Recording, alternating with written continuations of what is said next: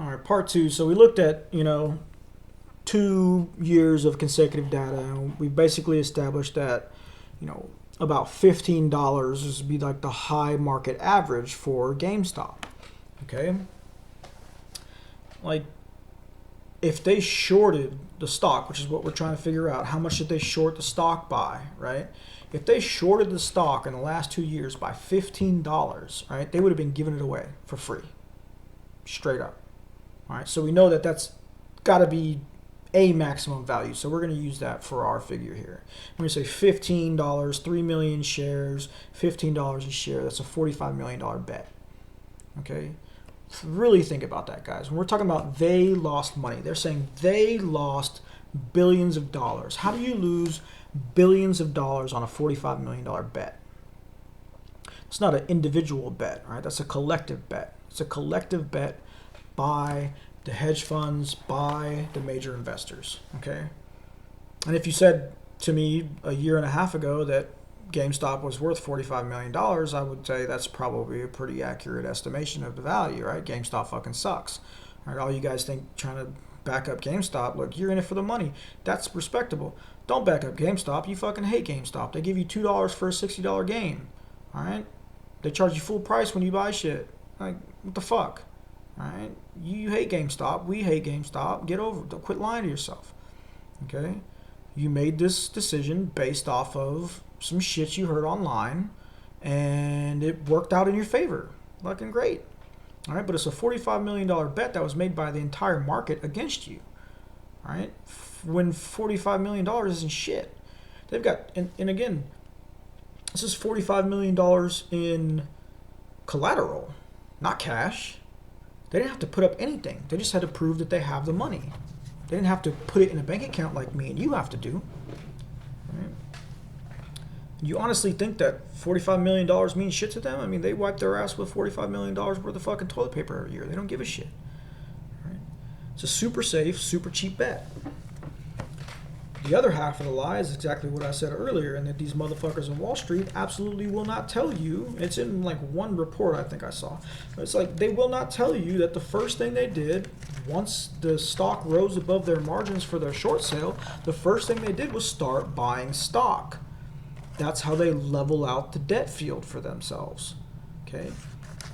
If they're losing money on that stock because they short sold it, it only makes sense to actually purchase the stock, right? Not borrow it and short sell it or long sell it.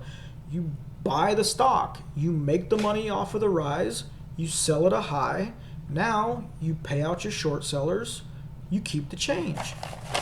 Or you take the loss, which would be a lot more minor than what it was off the short sale. Okay? So you have to realize, again, they didn't have to put up capital for this. It's collateral. It's a $45 million speculation on the worth of a completely unknown company. Like, you don't know what the value is at this point. The value is so skewed, there's no way you can know. Now, because they haven't really had time to lose anything yet, because they can just borrow more capital and secure the shares that they short sold or they borrowed, I mean, they haven't had to pay anyone anything yet if they can convince their customers who they short sold to hang on and ride it out, which I promise you some did. I mean, the other part is that throughout this time they have other investors and other hedge funds that will invest in them, and that's kind of problematic. Why would you invest in a hedge fund that just lost billions of dollars? Okay, it's already happened. Right, the same firm that paid our Secretary of the Treasury about $810,000 for speaking engagements, mostly online, has stepped up and is going to invest in Melvin Capital, the company that just lost all that money. But since Melvin Capital and its affiliated organizations will have immediately begun buying stock, that means that they're actually going to make tens of millions, if not hundreds of millions of dollars. And what? Possibly, maybe have to pay out $50 million to their original short sale? Doesn't fucking matter. All right? The stock is worth over $300 now. Doesn't fucking matter. $15 they might have short sale. $300 stock. Right? A stock that, come on. I mean, if you don't believe me, just use logic. I mean, why would you invest $2.75 billion into a hedge fund that just lost over $2.7 billion, supposedly? I mean, why would anyone do that? Logically, business-wise, morally, I mean, whatever direction you want to try to come at this from. Why would you invest in a loser, right? Because they're going to go long on them. They're going to go long on the loser because they know that they're not really losing anything. Okay. Secondly, why would you believe that a hedge fund with so much interest in GameStop, albeit, secondary interest, why would you believe that they wouldn't be watching this stock like a hawk when it doubled and tripled and doubled and tripled and doubled and doubled again? Like, you tell me you weren't watching this whole time? You waited until it was 1,000% over your margins before you just fucking decided to do something about it? Use your fucking brain, people. It's like, it's a casino, right? And they're playing both sides of the bet. All right, it's like if I told you that, fighter A at UFC 3000 is even money, right? You bet $1 million, you make $1 million. But fighter B, he's 3-1, right? You bet $1 million, you make $3 million. Well, if I bet $1 million on both sides, even money gives me my $2 million back. I didn't lose anything. And if I win on the 3-1, now I made $1 million. Now, that's kind of hard to do because you have to use different bookies, It's a little more complicated than that. But this isn't like that. They're not, they can use different firms, different hedge funds, different organizations. Doesn't matter. They can make it happen. And they are. I promise you. I mean, if you don't believe that, just look at the total investment in GameStop for the last month, right? We have no idea what the current company valuation actually is, and we have no idea what the total dollar value of investments were made into GameStop. It's just not. You can look it up, spend some time on it. I tried it. No transparency. So if we just go by Friday's closing numbers, right, we had 50,566,055 shares worth $325 a piece. That's $16,434,067,875 for fucking GameStop. GameStop is not worth $16.5 billion. I don't give a fuck how you stare at it. $16.5 billion, no goddamn way. That would be like the civilian population purchasing an entire country. Okay, Somalia, their GDP is not $16 billion, all right? Maybe that's a bad example for you, okay? Fiji and Barbados combined isn't even close to $16 billion. Okay, so sitting there and believing that, $16 billion, higher than the GDP of 2/3 of the world's fucking nations, right? You think that that's possible from minor day trading, Discord, Reddit? No. Right? Not on your fucking life. Right? For you day traders and amateur investors that honestly believe this is like some kind of revolutionary moment, right? You should have never bet this in the first place. Take your money and run. Right? You're a fucking idiot. The truth of the matter is that the number of listed short sales hasn't changed. Now, how is that possible, right? What this means is that hedge funds continue to not only purchase stock, but they also continue to borrow stock and then short sell it.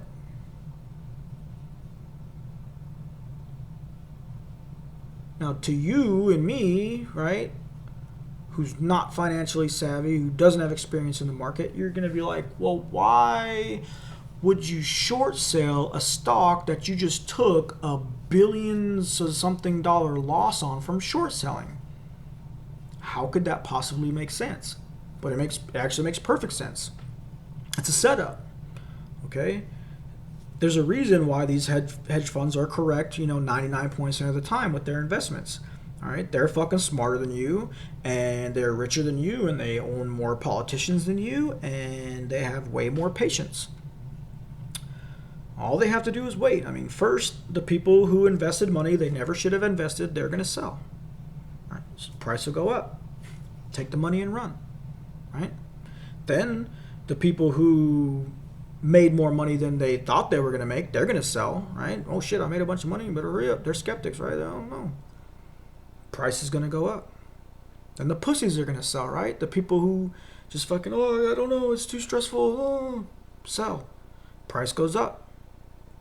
Then the smart people are actually going to sell. Because they're going to be like, oh shit, price is dropping. Need to keep my money. Sell. Price goes down. It's just going to keep happening. Price goes down, price goes down, price goes down. The only people that are going to be left holding their tickets are the financial institutions with the short sale schedules and these diehard assholes pretending that they have some kind of ideology that they want to fuck the stock market. Okay? They're the ones that are going to get fucked. That doesn't even take into account the second wave of short sellers. Okay? They basically guaranteed that another sell-off will occur at a new lower margin, whatever they are. It's not going to be as low as the, I'm guessing, like I said, $15 margin, right? It's not going to be that low. It'll be somewhere between the average for this mess, which was $150, and the average for before the mess, which is around $20. So somewhere between $20 and $150, there's going to be a sell-off after the short sell margins are met.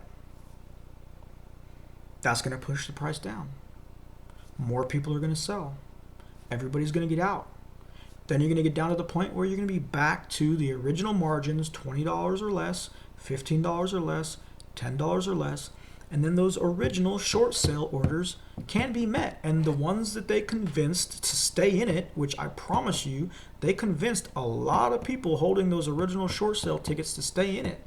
All right? They put guarantees on that shit for them. Hang on to it. Right?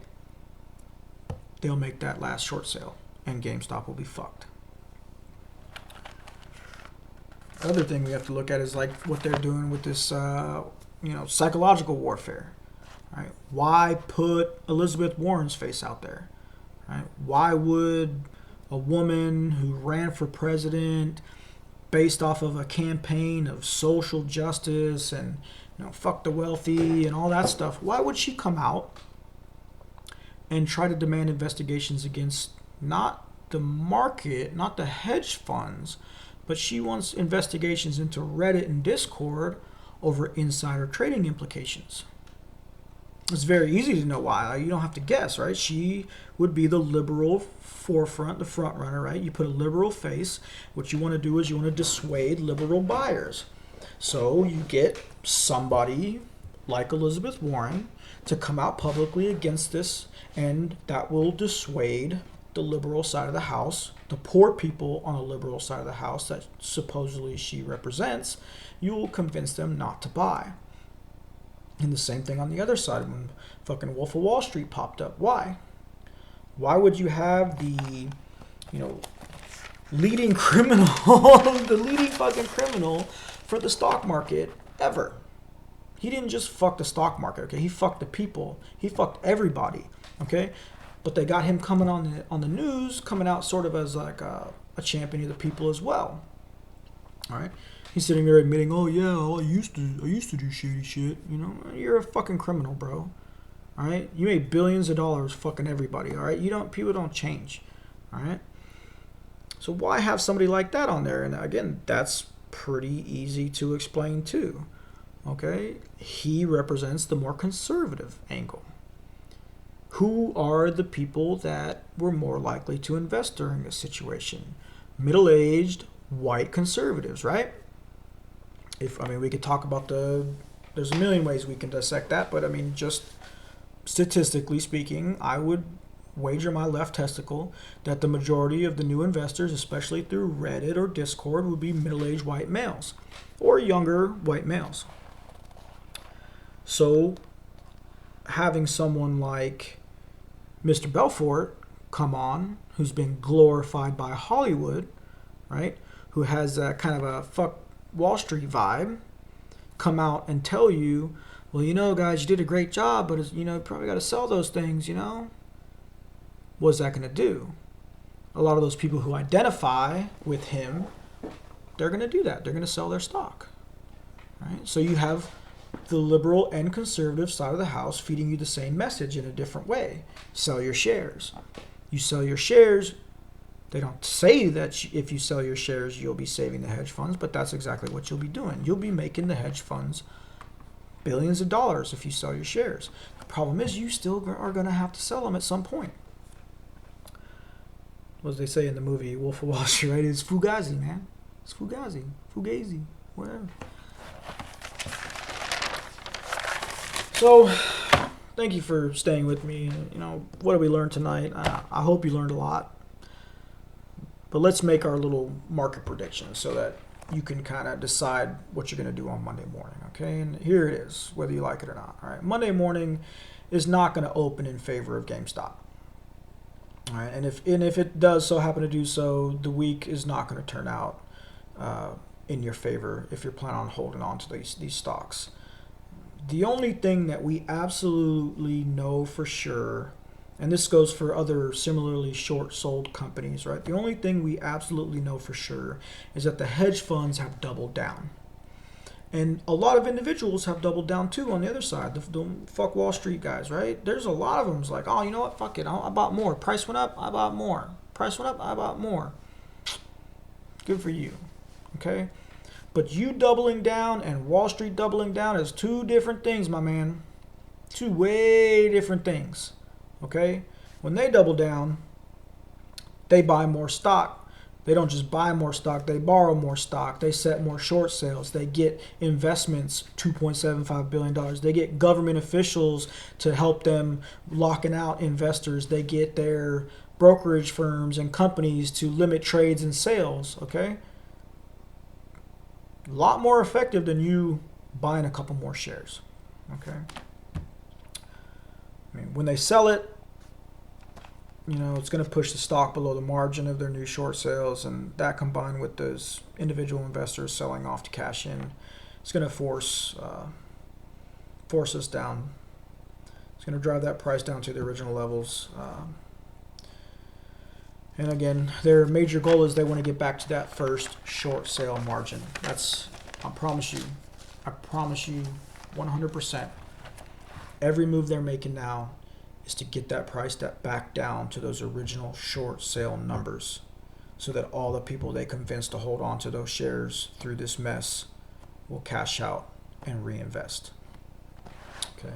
They have the time, they have the money, they have the collateral.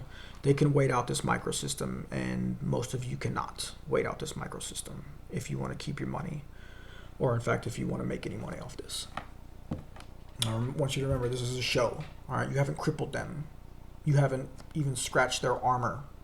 Okay, the only reason why they are acting like they are so hurt is so that you don't learn how to play this game. And what does that mean? It means be smart. I'm sorry. There's nothing fancy to it. Be smart. Did you set a goal? If you haven't, set a goal. Did you want to make 10%? Did you make 10%? Fucking sell. You met your goal. Be happy. Pat yourself on the back. Did you say you want 30%? Did you want to make 100%? Yes. This stock was capable of meeting those goals. Did you want to triple your money? Yes. You could have tripled your money. But not now. That's if you invested 1 week ago, 2 weeks ago. If you invested at the beginning of the month when it was still $20 fucking dollars. If you did that, you could be fucking rich right now. But if any of you think that you're going to jump in on this now, when it's $350 a pop, you're not going to double your money. It's not going to hit $700. You're not going to triple your money. Okay? It's not going to reach $1,200. It's not going to fucking do that. There's no way that Wall Street will let that happen.